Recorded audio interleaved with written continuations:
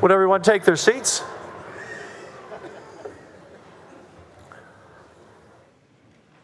Welcome, everyone. Family members, friends, supporters, great to have you in this august body. Special day. The Senate of the 89th Legislature of the state of Texas will come to order. Please rise for the invocation to be delivered by State Minister Scot Wall, Capitol Commission, Texas. Scott?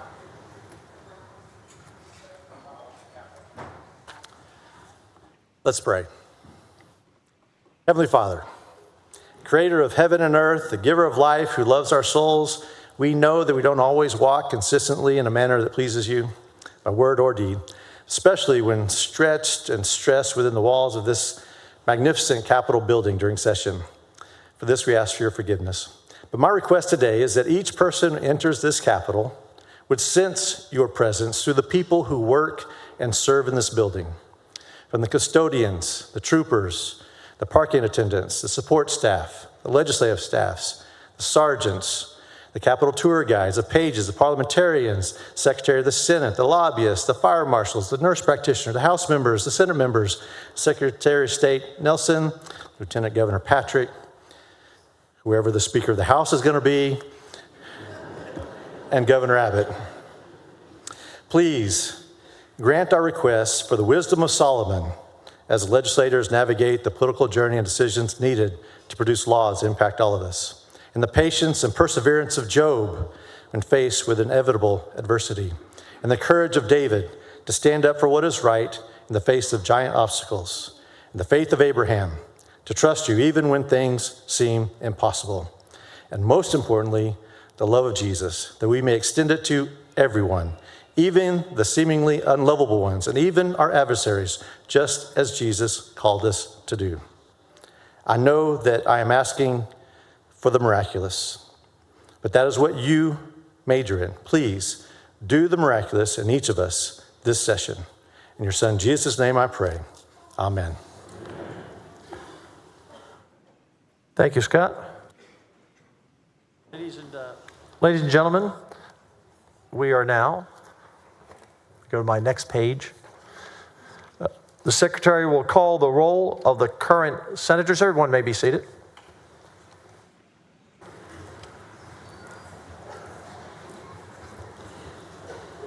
Birdwell, Creighton. Please say present. Flores. Gutierrez. Hall. Hancock. Hughes. Colcourse. Menendez. Middleton. Miles. Nichols. Perry. Schwartner. Sparks. Zaffarini. Yes.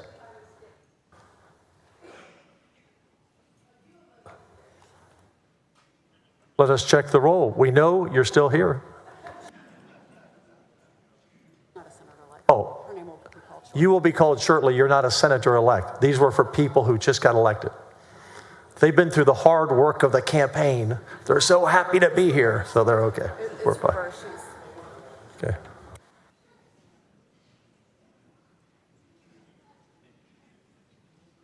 Following message from the Secretary of State.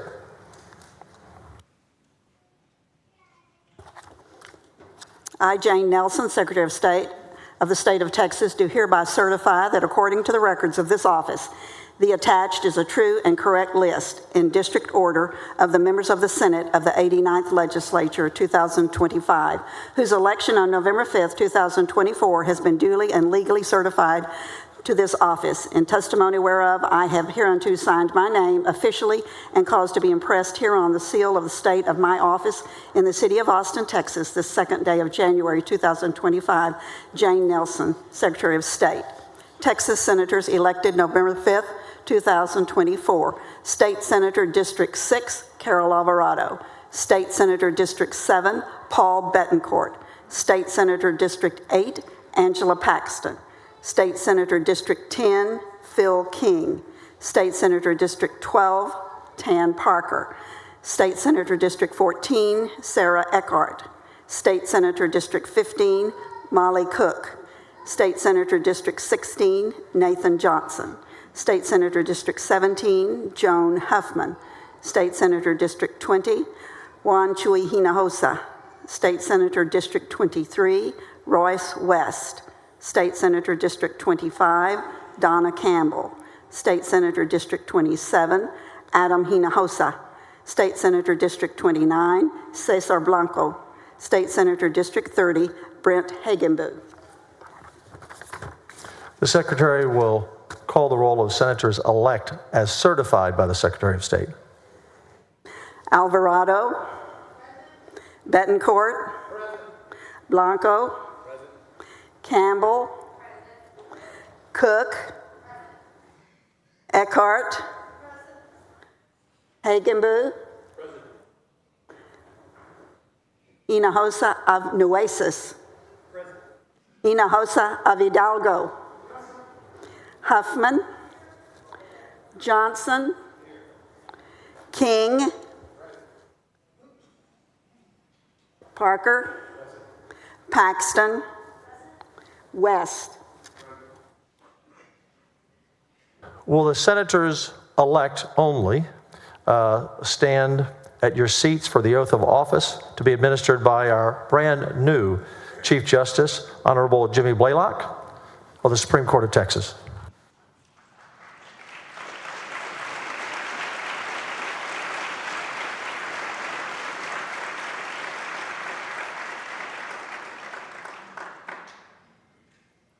Thank you so much for having us, for having me, and for having the other members of my court and of the judiciary who are here with us.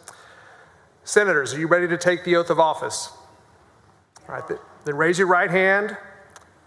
Say your name where I say mine, and when I say district number, say your district number. Now repeat after me. I, Jimmy Blacklock, do solemnly swear that I will faithfully execute the duties of the office of Texas State Senator for District Number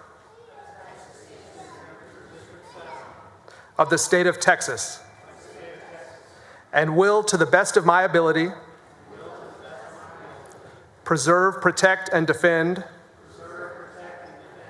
the Constitution and laws of the United States and of this state. So help me God. Congratulations.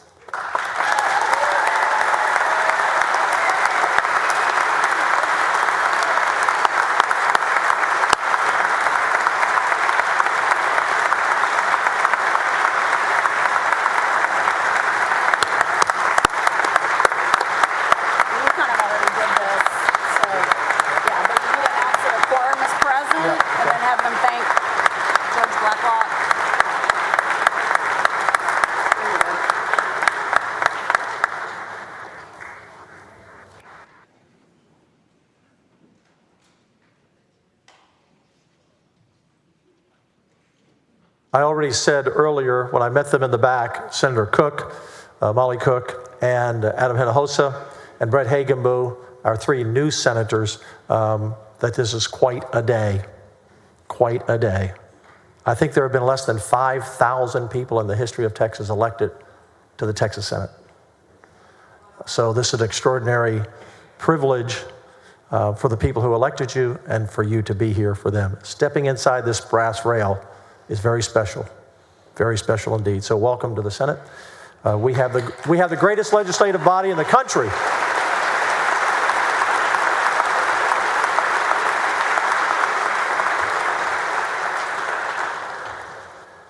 Members, a quorum is present. Members, please help me again thank the Chief Justice, Jimmy Blaylock, for being here today. Thank you.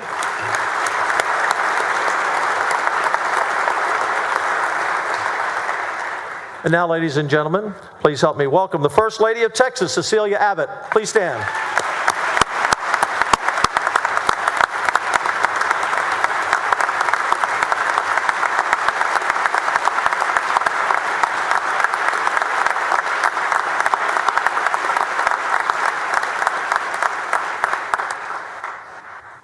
You can continue to stand.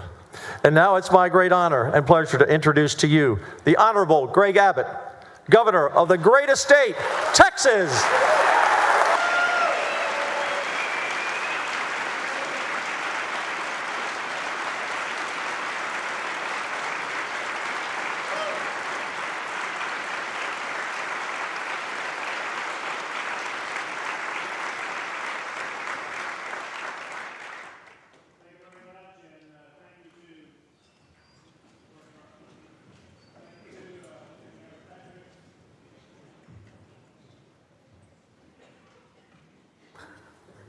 I was going to just try to shout it out, but thanks to everybody here. Thank you to Lieutenant Governor Patrick. Thank you to the members of the Senate. A very big congratulations to all of those who just won an election, and especially to those who won election for the first time.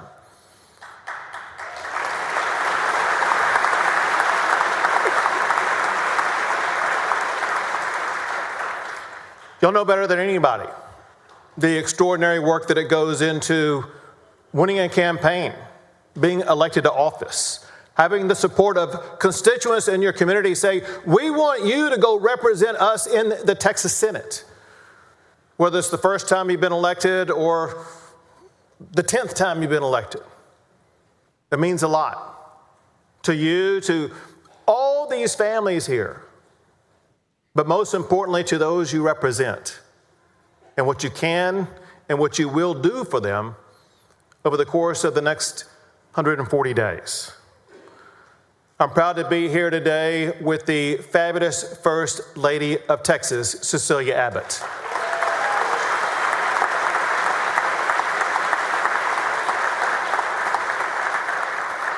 The cause that she most embraces right now is a cause I know that so many of you care so much about, and that is helping the foster care kids in the state of Texas achieve a better and brighter future.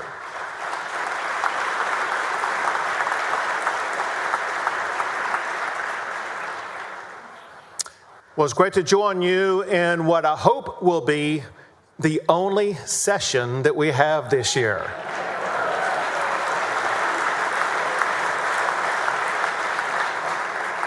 Betancourt has a big amen to that one, right? So I look forward to two things that I see from you all this session. One is I look forward to the innovative ways that you all will be able to navigate the different challenges between having a $24 billion budget surplus and a $35 billion budget requests from all the different constituencies that are seeking money. The other innovative thing that I look forward to seeing come from you are the innovative ways that you will haze Senators Hagan, Boo, Hinojosa, and Cook as the freshmen at this coming session. You got to work your way into it. Let me just quickly share with you two thoughts. One is recently I was flying across the country, and for seemingly an hour of the flight, we were in clouds and we were making turns. And I was thinking, I don't have any idea where we are, where we're going. But surely the pilots did, because the pilots were in the same clouds, but the pilots had something that I did not have. They had controls to show them exactly where we were, how we were doing, the altitude, the speed, all that kind of stuff. I bring that up because I know this, and especially the seasoned senators know it also. Once we get past all of these celebrations and get down to business, and when we get into the crux of the business, which will be confusing, there'll be 100 bills flying across the floor all at one time. It may seem like you're stuck in a haze of clouds. And I submit that you too have controls that you can look at during those times of seemingly obscurity. And I submit to you these two guideposts.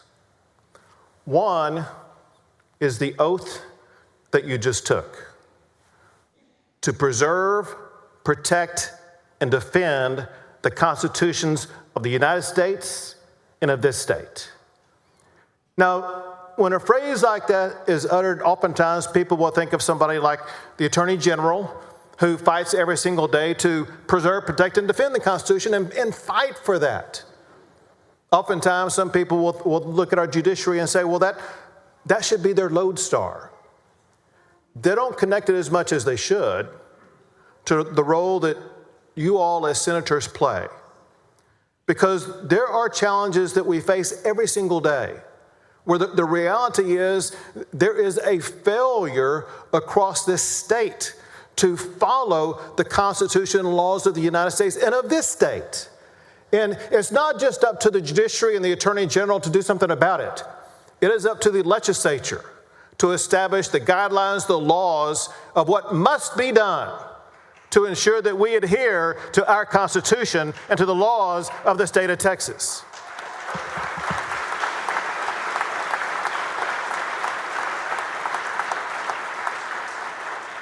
I could give you a lot of examples. I'll share just one. I don't see her right now, but I know Senator Betancourt, I'm thinking of Senator Huffman. They hail from a city where there have been people who have been murdered by people who were let out on bail who had been arrested for a prior murder. We have a problem with judges not adhering to the laws, what should be the law, and that is you don't let somebody arrested for murder back out on the streets just to kill somebody else again. It is going to be up to us in the Senate, in the House, and me working with you to make sure we do something about that so we stop criminals from killing other innocent people in our state.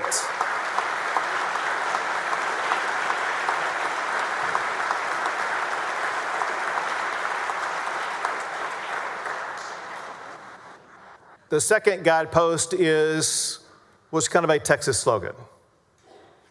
We're the land of opportunity. And it's not by happenstance. Why is Texas more the land of opportunity than other states? Why is it that other people are leaving other states to come to the land of opportunity of the state of Texas? Candidly, it's been something that's happened since the time of Moses Austin. But it's accelerated in recent years. And there are reasons for it that are embedded into the laws that you have passed session after session after session that have made Texas a far more attractive place to be. My ask of you is that you look at that title of the land of opportunity and do everything you can to ensure that it is not eroded by rules and regulations and legislation that ties the hands of the people, the hard-working Texans who have made Texas the land of opportunity.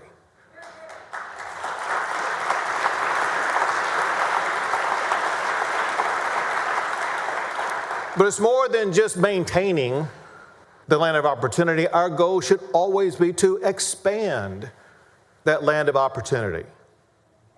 I can testify for a fact to the urgent pleas of thousands of Texans to please use your voice and use your vote this session to expand the opportunity for every parent to choose the school that's best for their child.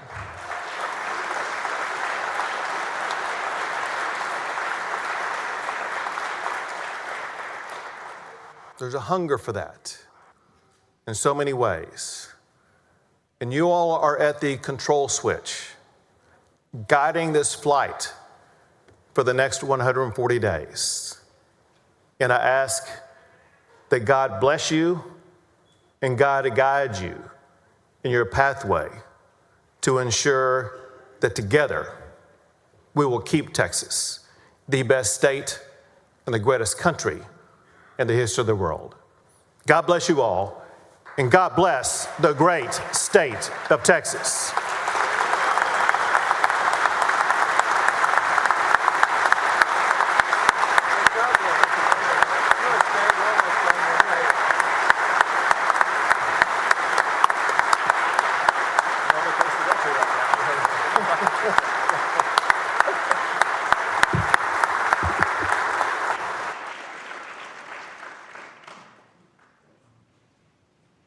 Governor Abbott, I'm honored to tell you that the Senate is organized, as always, and we are ready to begin this upcoming session.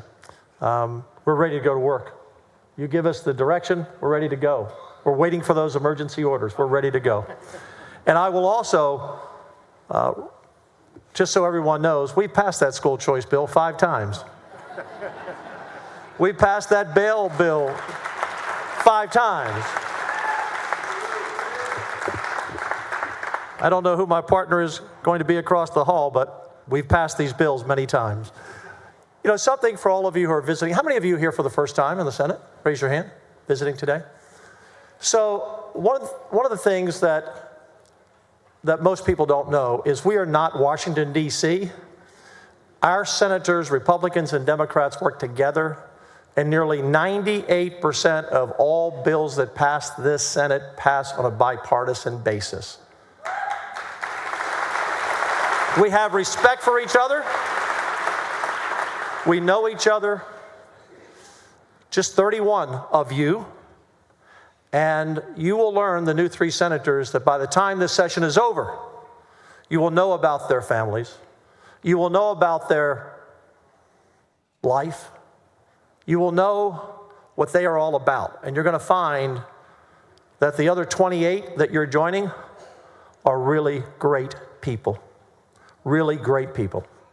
So it's a great honor for me to be Lieutenant Governor. This is a special day, and so we want to take a break here very quickly so that you all can be with family. We will take about, she said 5 minutes, I'll give you 10.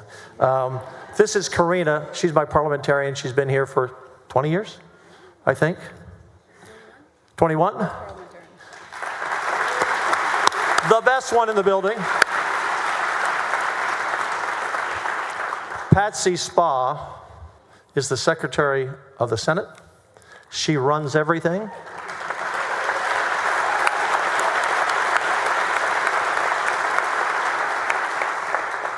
She has over 200 employees that work for her to get the work done. You never see them. The lead team is out front here. But 200 people that it takes to get this job done. And I would like for you to stand for her. This is her 56th year serving the state of Texas.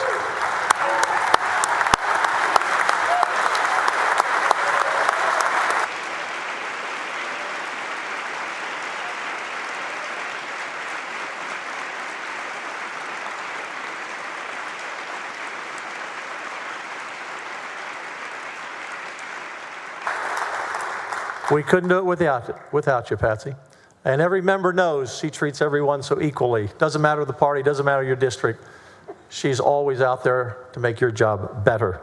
So our new Chief Justice, Jimmy Blacklock, our Governor, the First Lady, thank you for being with us. I see our Attorney General, Ken Paxton. Thank you for being here today, Ken.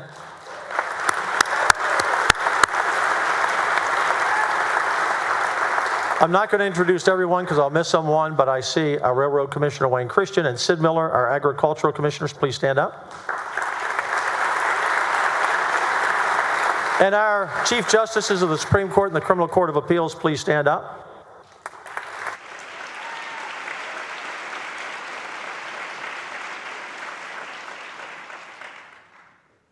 The Senate now will stand at ease for 10 minutes. Pending the departure of our guest. Thank you.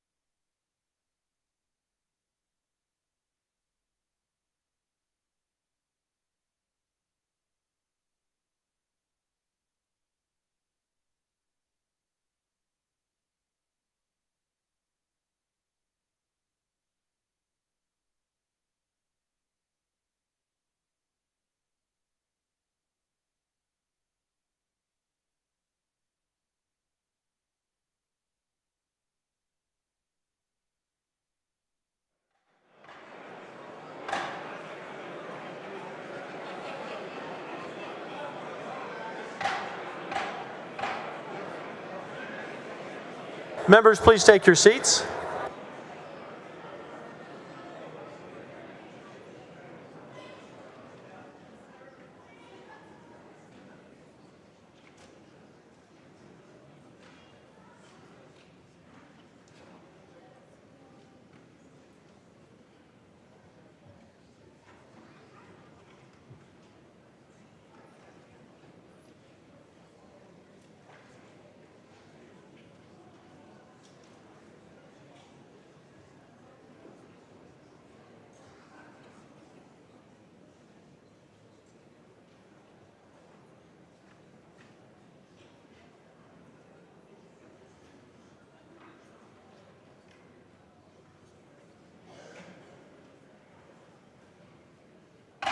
Senate will come to order. The next order of business is the election of the President Pro Tem. The chair recognizes Senator Parker for the nomination.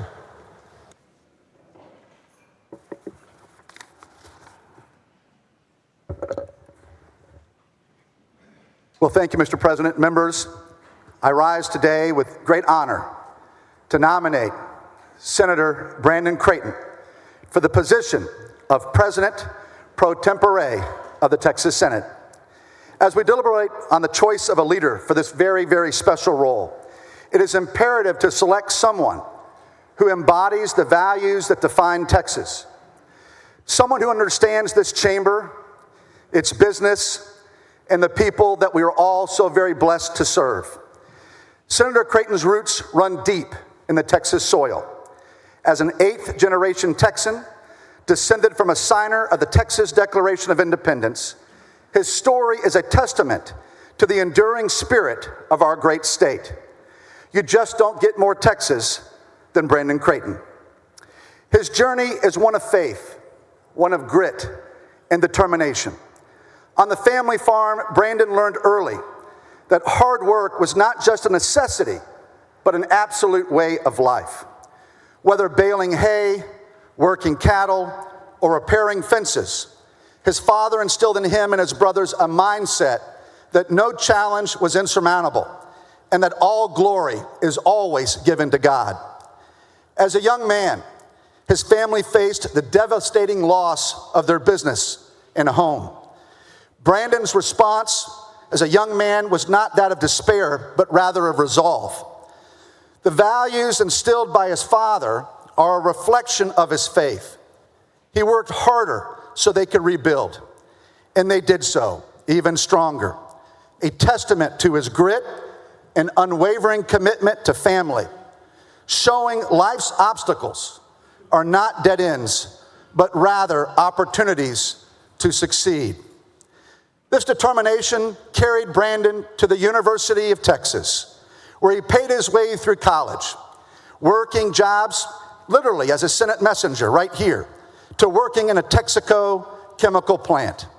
It's no exaggeration to say that Brandon Creighton knows the value of sweat equity as well as perseverance, and his leadership was formed from the front lines. Brandon's journey took him briefly across the other border. That would be the Red River to Oklahoma, where he worked for the Attorney General's office while attending law school at night. Even then, his heart always remained in Texas, and as soon as he could, he returned home to Conroe to build a law practice, to start businesses, to create jobs, and to raise his family. Brandon's experiences taught him firsthand that the challenges faced by hardworking Texans, business owners, farmers, ranchers, families, and individuals alike are real.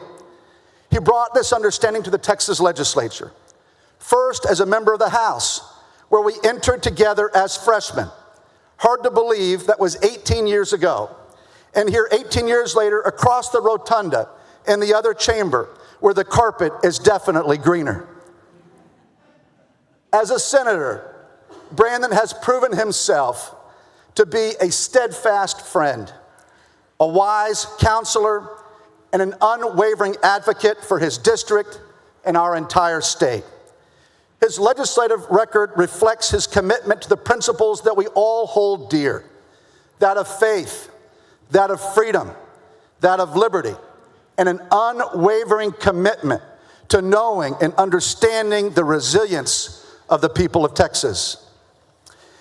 As a father, lessons and values passed down to him have also guided him in raising his two children, Presley and Cannon, clearly his greatest joys in life. Members, as we consider this nomination, I ask you to reflect on the qualities that define an authentic leader: hard work, enduring faith, integrity, and yes, a heart for service. Brandon Creighton exemplifies all of those qualities. He is without question a living example of what a Texan can achieve when grounded in faith, driven by determination, and committed to putting others before oneself.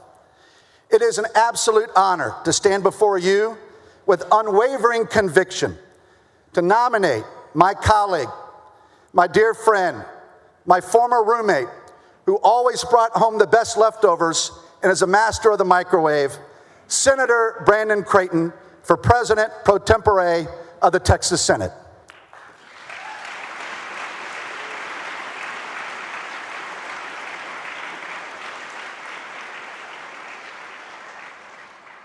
Chair now recognizes Senator Betancourt to second the nomination.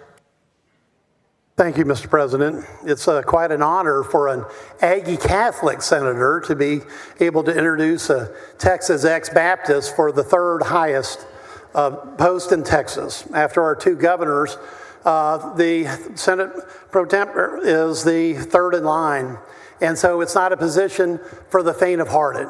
But of course, Brandon Creighton has been somebody that has really defined, if you look up in the Texas dictionary and try to define what the meaning of the word Texas it is, just like my esteemed colleague, Senator Parker, it's friendly. And that's the definition that applies to Senator Brandon Creighton. I first found that out when about 11 years ago, I was summoned by Montgomery County, by conservative groups to come to a very closely fought Senate primary, and they wanted Uncle Paul to come be the moderator. So I got in my urban car, drove up to the great county of Montgomery County, thinking that it was going to be an interesting evening. I didn't know what to expect. And I found somebody there who, through the course of the debate, had been the first person to trumpet and then pass Governor Perry's loser pay laws. He was a young 30-some-odd-year-old caucus chair for the Republicans that passed a lot of legislation dealing with the federal government and many other boundary-breaking issues in the Senate at the time, in that legislature at the time. And more importantly, he set a standard of leadership that he brought to from the House to the Senate.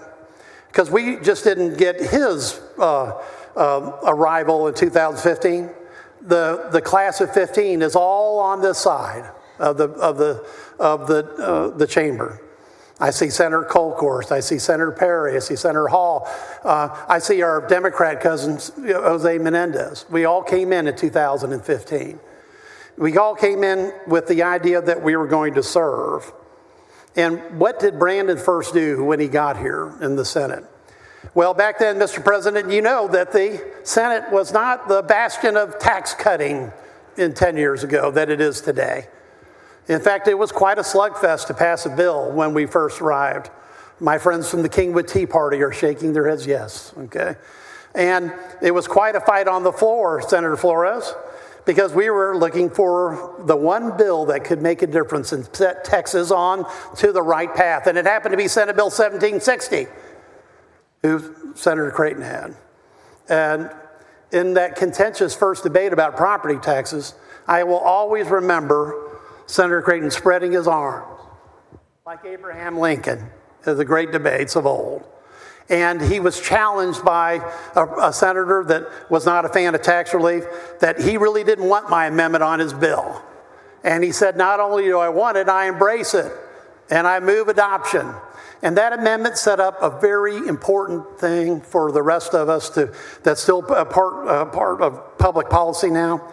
That is a supermajority vote for taxes. If you're going to raise taxes, you have to do it with a supermajority vote. And that is the beginning. Yes, give him a hand for that. Please do.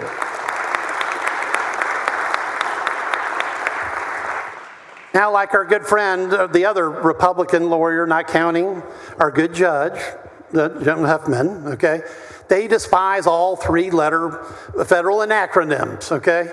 DEI, ESG, CRT, UBI.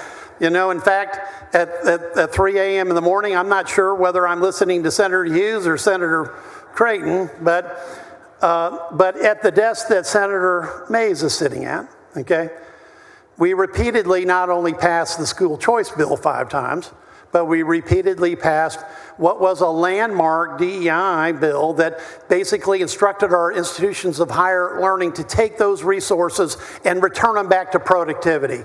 Get that crew working again, get it working for all the students. And 20 months later, no better of authority, Mr. President, no better of authority in the nation than Mark Zuckerberg agreed, because he just shut down his DEI offices at Facebook. But that tells you how far the Texas Senate is ahead of leading. And when you find them leading, you'll find Senator Brandon Creighton there. Now, we almost lost Senator Creighton.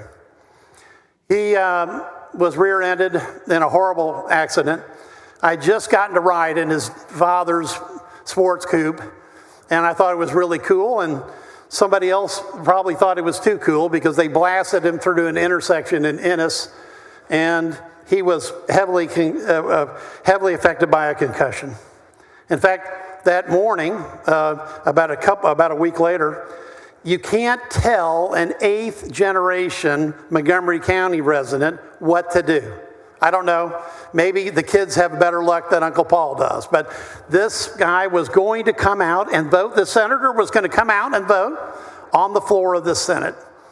I mean, showing the resolve of Senator Birdwell. He had a junior member sneak him onto the floor, and don't any of the new senators do that, okay? Snuck him on the floor, bad idea. Sitting down in this desk, I told him to stay put. And within 30 seconds, I was having to dive, as a third baseman used to do. I'm not as fast as I once was, but I did grab his head before it hit the ground. And I did ask for help immediately of our doc in residence. And Senator Creighton was okay. But it showed all of us how fleeting all of this is. A fleeting story to a great day, because Brandon is still with us. And more importantly, he's got blockbuster bills to go. He passed in 2019 one of the most historic disaster recovery acts of Senate Bill 7. It's a model legislation in the country. It's model legislation by the American Legislative Exchange Council. And that was a multi-billion-dollar bill that basically took Texas and Southeast Texas out of what was a disaster forward into what I would call the undiscovered country of the future. And we did it because of Senator Creighton's bill. He'll be there again this year with more blockbuster legislation. He'll be certainly on point with a tremendous change in Texas, which long overdue, which is school choice. But what he always does with that is temper his bills with listening to those that testify in his committee, the other senators on the floor, and the public at large. In fact, when I say that Senator Creighton reminds me of what Texas is all about, the definition, friendly. He is, because I have watched him on the floor present these bills and repeatedly pass them, sometimes taking 6, 8, 10 hours to do it. And never once losing his temper, never once not being a gentleman to even people that are questioning him severely that may have a different political philosophy. But at his heart, he's that 8th generation Texan. At his heart, he's got that great grandfather that he'll swear in today on the Bible that was a Texas senator.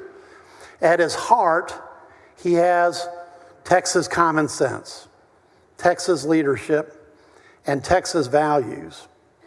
And when I go to my reward, I will know that this man has done his best on this earth to do what he thinks is right for his state, his nation, his family, the public, for the Senate, for all of us, because that's the type of man Brandon Creighton is.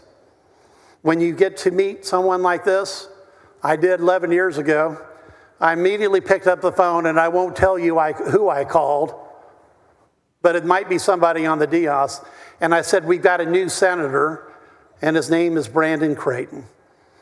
And so with that, I think I can speak for all the senators when I second the nomination of Senator Brandon Creighton, an eighth-generation Texan, rancher, businessman, and friend, to the high office of Senate Pro Tem of the greatest state of Texas and the greatest Senate in the country of the United States.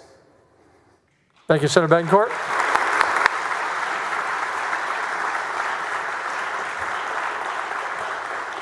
Senator Parker, you're recognized for a motion. Well, thank you, Mr. President. It is my great privilege and honor to move that we elect Senator Brandon Creighton for President pro tempore of the Senate of Texas. Members, the question is on the election of the Senator from Montgomery, Senator Brandon Creighton, to the office of President pro tempore of the Texas Senate. Would all of those in favor rise? They're all standing, Brandon. Just wanted you to be sure. They're all standing. The motion carries and Senator Creighton is elected President pro tempore of the Texas Senate. Congratulations.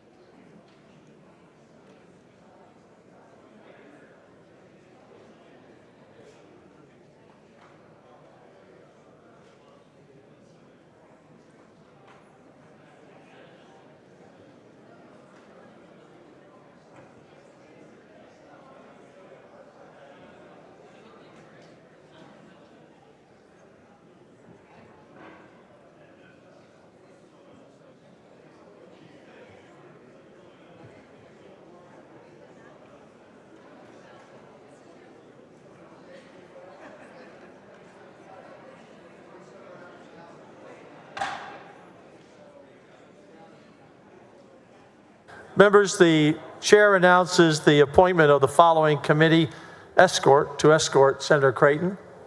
The secretary will read. Escort Committee for President Pro Tempore, Senator Colcourse, Chair, Senator Campbell, Senator Hall, Senator Middleton, and Senator Perry. Members, for those of you who are the escort committee, please go to the back where Austin is under the clock.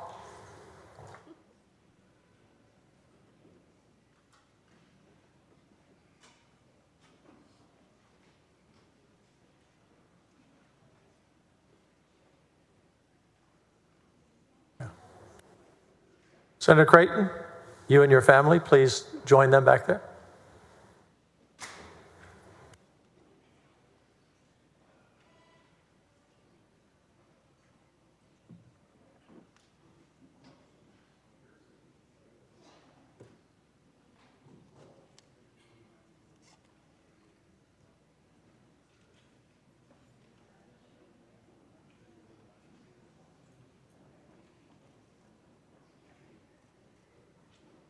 Please come forward.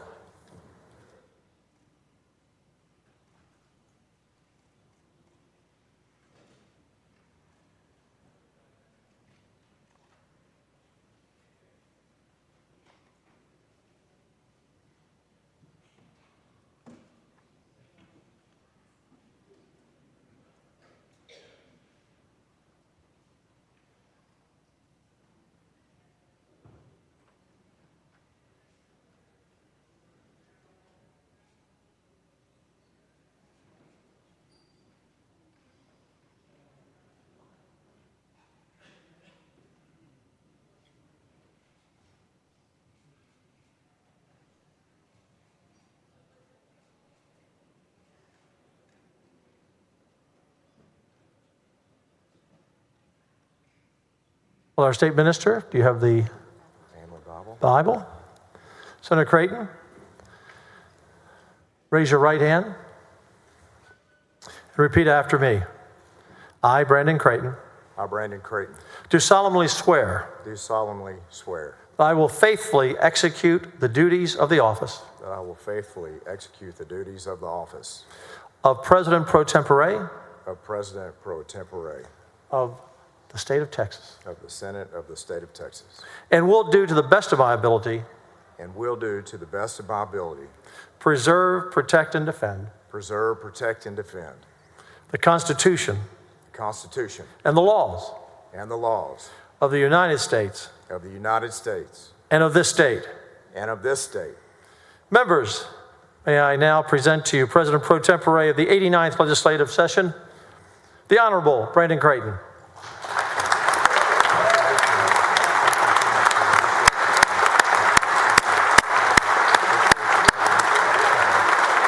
Everybody better.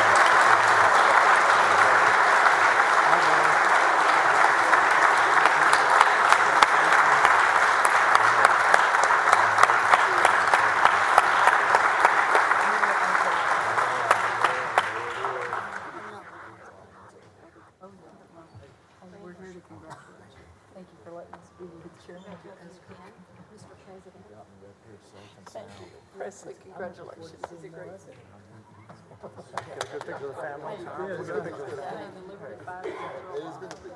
You may be seated, members.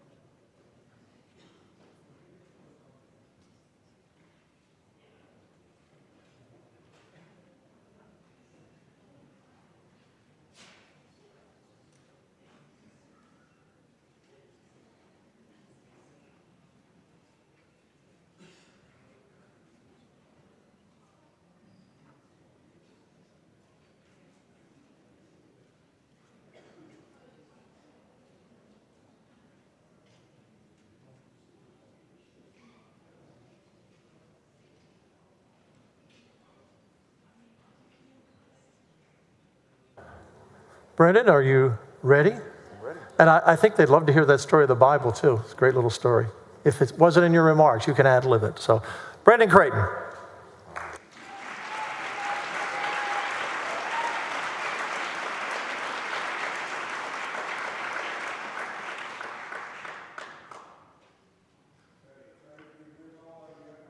Or how's it sound now? All right, fast recovery. Lieutenant Governor Patrick mentioned that he wanted me to explain the history behind the Bible that I used. My grandmother's grandfather served in my seat over 120 years ago out of Montgomery County. He's in this composite up here in the corner. And that Bible was the Bible that he was sworn in to the Senate in this chamber at that time. So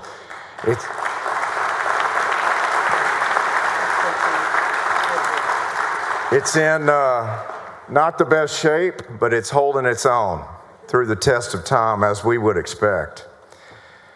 Lieutenant Governor Patrick, my distinguished colleagues, friends, and family, I stand here today with profound gratitude and incredible appreciation. To serve as President pro tempore of the Texas Senate is an honor that would have seemed probably anything but possible to me as a young college student in the 90s, working the halls of this Capitol, trying to survive my way through the university down the street.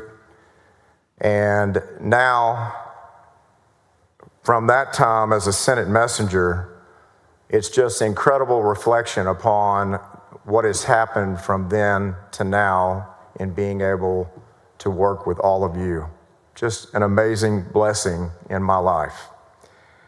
I'd like to first acknowledge my family that's here on the dais with me. Cannon and Presley, I love you very much. I'll never accomplish anything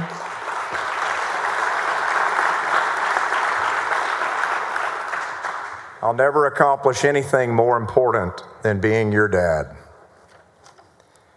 Cody and Trinity and Tamara, I love each of you very much, and I'm so happy that all of you are here with me for this incredibly special day ceremony.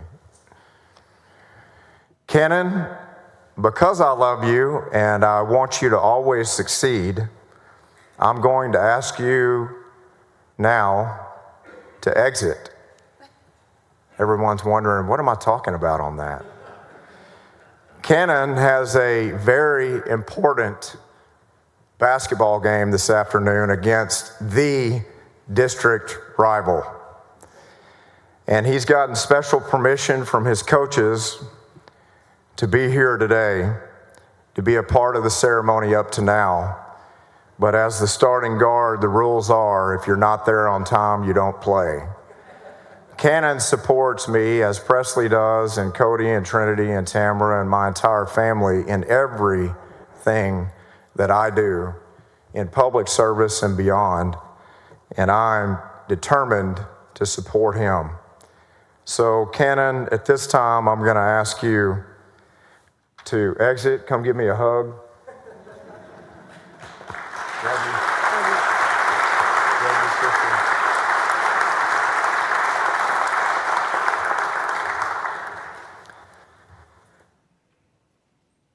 Cannon, play with intensity.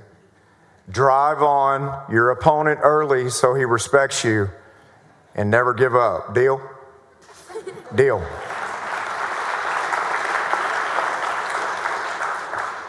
Dad duties first, right? I want to also recognize my mother who's watching from home. My mother made many of these opening days, but at this point in life, she's doing very well, but traveling is more difficult. Mom, I want to thank you for always believing in me and instilling a belief in me that I can accomplish anything I set my mind to. It's a powerful thing to instill in a child confidence. That is probably the most important superpower that we can do for a child that is inevitably going to go through rough times. No one does that better, Senator Colkhorst, than a mom. And I'm so thankful for my mother. She's watching right now. Mom, I love you very much.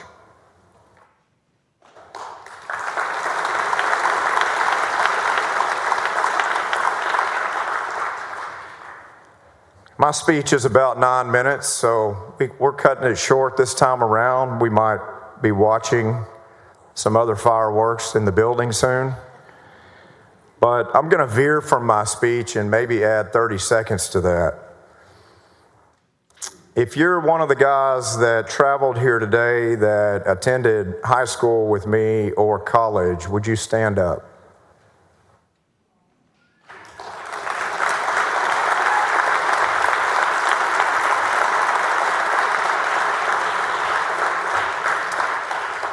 If any of you are favorable towards my positions that I take, they get the credit.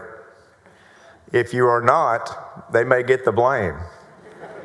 But these are my brothers, and I think the world of each and every one of them, and I love them. And we've had long friendships, and some have traveled from across the country to be here. And I just want you guys to know that I love you, and I love you.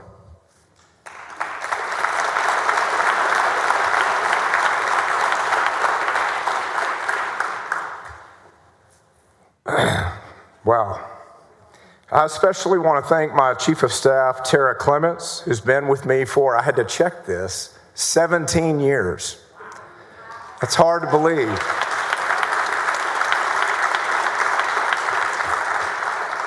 That's time spent in the House and in the Senate, and I'm so thankful for Tara. On nearly each and every step of my legislative journey, Tara, you've been more than extraordinary, and I'm thankful for you and our entire team that you've assembled. They are the best team in the Capitol. Thankful for you.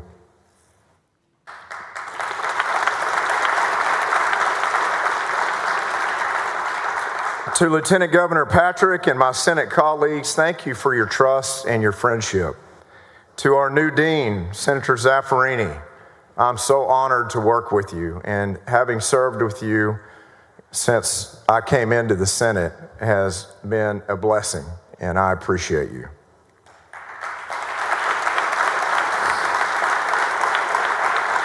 To Senators Parker and Betancourt, thank you for your remarks. I know the members are thankful that we had 2 nomination speeches today. You were very efficient. I'm so thankful for your kind words and for your friendship and for your nominations. Standing here, I can't help but reflect back in time, watching Bill Hobby serve as Lieutenant Governor and then Bullock while I worked as a Senate messenger. I remember the time I spent, many times that I spent admiring the graceful leadership of then Secretary of Senate Betty King, who hired me. Now to accept this honor with Lieutenant Governor Patrick, the most accomplished Lieutenant Governor in Texas history, and our incredible Secretary of Senate, Patsy Spall, is truly a blessing. You and your teams are just remarkable and so appreciated. Let's give them a round of applause.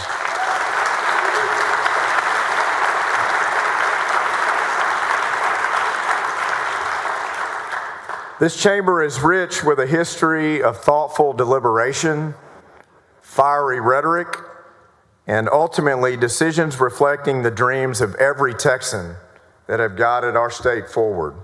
Throughout my time working as a Senate messenger in the 72nd and 73rd regular sessions and 4 special called sessions on school finance that I hope we will avoid, in my heart, I'm still just a kid in awe of this building and all that it represents.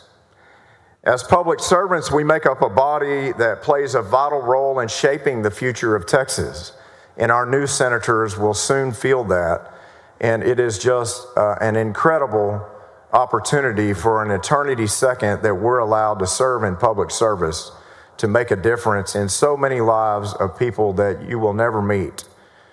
But the fulfillment and the purpose behind it is just, again, one of God's amazing blessings. As the 89th session begins, we have an immense responsibility, and our mandate is clear: to protect the Texas dream and to set the pace for America and the world. That's bold talk for a Texan, right? But think about it. Think about all the things that we do from an economic and job creation standpoint and the decisions that we make, that half the country, the states across this country, wait to see what Texas will advance next. With President Trump soon to be serving again in Washington, we have an unprecedented opportunity to demonstrate how state-led solutions can change the country. Now is our chance to offer Texas solutions that address many issues: the danger and chaos on our southern border, to offer education reforms that prioritize our young students and our workforce, and to offer policies that preserve Texas energy independence to reflect the understanding of how it ties directly to unlimited job creation. These are all talked about as national issues, but they are unmistakably Texas issues. And the nation depends on us to lead the way. We've seen that through economic downturns and recoveries. We've seen that time and time again on national trends where Texas is critical mass for the direction of the nation. When I was growing up on our family farm in Cut and Shoot, Texas, yes, it's a suburb of Conroe, of about population 410, and then soon after working at a chemical plant nearby after my dad lost everything financially, I learned firsthand that education is more than just a path forward. I know what it's like to struggle in pursuit of an education. I know what it feels like to not know if I'll have what I need tomorrow.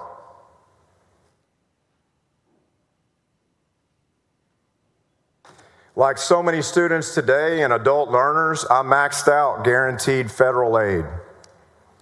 And I worked 2 jobs just to survive. And still did my best in college to keep up with these guys. That was tough. Even with that, I still had to borrow $50,000 from a blind brick mason that my dad graduated from Conroe High School with in 1954. Mr. Howard Worthen, whose family is here today, was willing to take all that he had to his name and loan it to me so that I could keep going. Preparing and supporting our current students and workforce for tomorrow's economy will take all of us. Just as Mr. Worthen was there for me, we will all have to come together with bold solutions and new ideas that today's students will need to exceed tomorrow's expectations.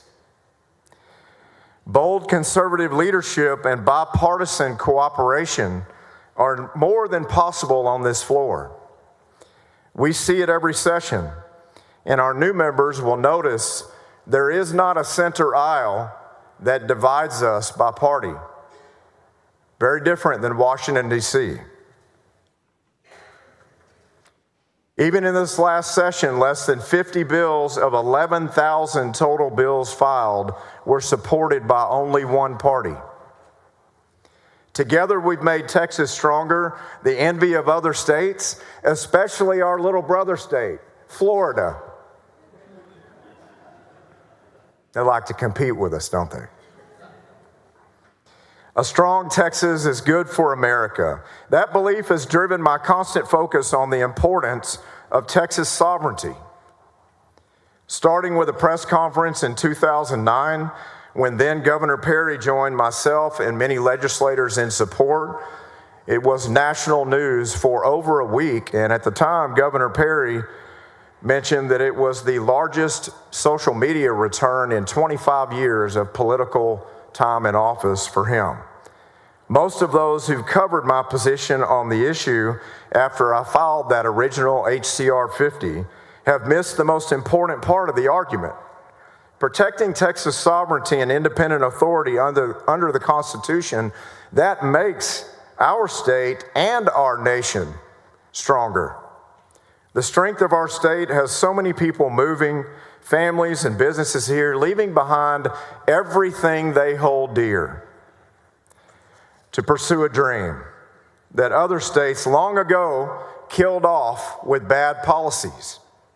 CEOs are moving their companies here because of our Texas electric grid. Yes, that was testimony in B&C by some of the most affluent and competent CEOs in the world that have already moved to Texas, and that was their testimony. They move here because of our state border policies, because of our education initiatives, because of our attitude and our never quit perseverance, our resolve to bring solutions. That's not found in many states across the country. We push back on federal overreach and limits on our personal freedoms because we're Texans. It's in our DNA.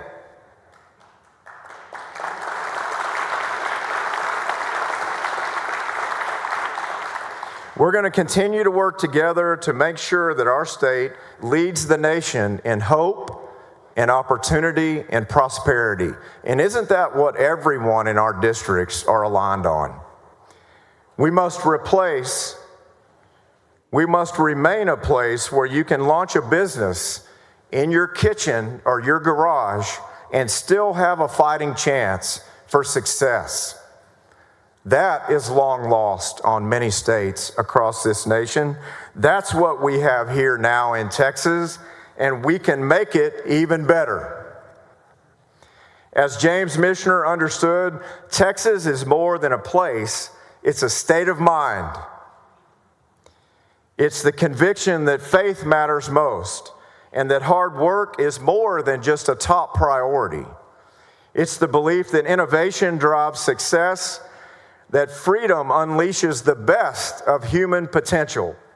It's the belief that our best days lie ahead. So in closing, I simply say thank you for this profound honor, and may God bless you all. May His wisdom always guide this chamber, and forever and ever, may God bless the great state of Texas. Thank you.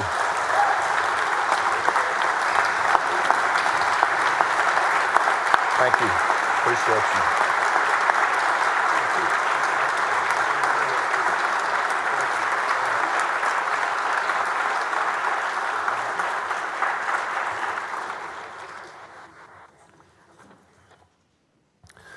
When I finish the day, I'm going to present you this gavel. It's inscribed for you on this great day. All right? You may be seated if you like. You may be seated.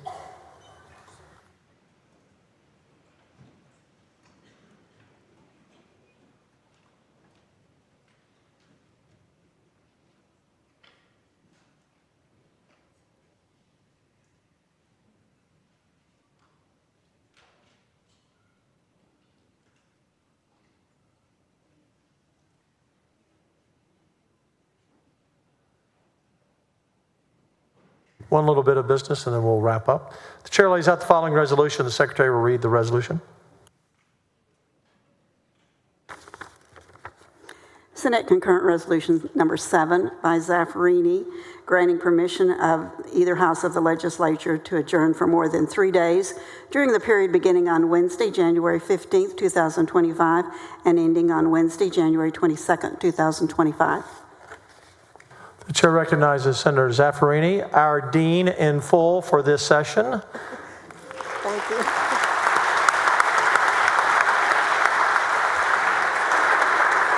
You're recognized. Thank you, Mr. President. So moved. Senator Zaffirini moves adoption of the resolution. The secretary will call the roll, and for our 3 new senators, this is your first vote. Alvarado, Betancourt, Birdwell, Blanco, Campbell, Cook, Creighton, Eckhart, Flores, Gutierrez, Hagenbu, Hall, Hancock, Hinojosa of Nueces, Hinojosa of Hidalgo, Huffman, Hughes, Johnson, King, Colcourse, Menendez, Middleton, Miles, Nichols, Parker, Paxton, Perry, Schwartner, Sparks, West, Zaffirini. There being 31 ayes and no nays, the motion is adopted.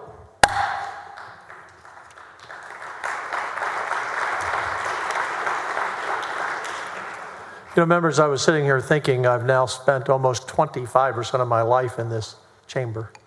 And some of you, Senator West, Senator Hinojosa, Senator Zaffirini, Senator Nichols, about the same or more. It's just a privilege to serve with all of you. I don't know the road that we're going to go down. I don't know where the path will lead us. Hopefully it leads us to saying goodbye to each other and hugging each other on Memorial Day. That will be the goal. That will be the goal. We need some help from the other side for that to happen. But we'll see you all tonight. Look forward to meeting some of your families who I've not met. And then we're off to the races. The chair recognizes the Dean of the Senate for a motion. Thank you, Mr. President. I move that the Senate recess until 11 a.m. Wednesday, January 15th, after the Senate meets in caucus at 10 a.m. in the Betty King Room. Senator Zaffirini moves the Senate to recess until 11 a.m. Wednesday, July 15th. Any objection? Hearing none. Motion is adopted. The chair, we now recess until 11 a.m. tomorrow, January 15th. Thank you.